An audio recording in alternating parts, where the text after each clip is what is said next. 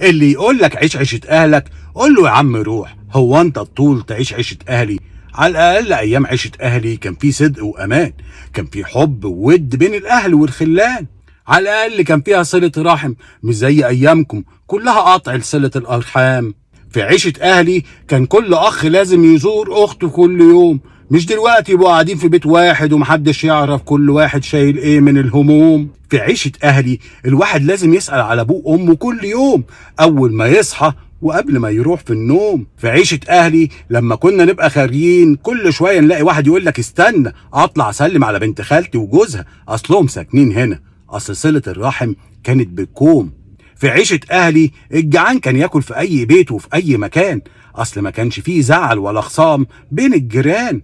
صحيح عيشة اهلي كانت على قد حالها، بس ما كناش نخاف على بناتنا لما ينزلوا من البيت، لان اي راجل في الشارع واقف لهم خدام.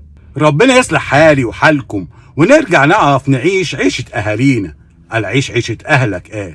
سلام عليكم، مسوا بالعافية.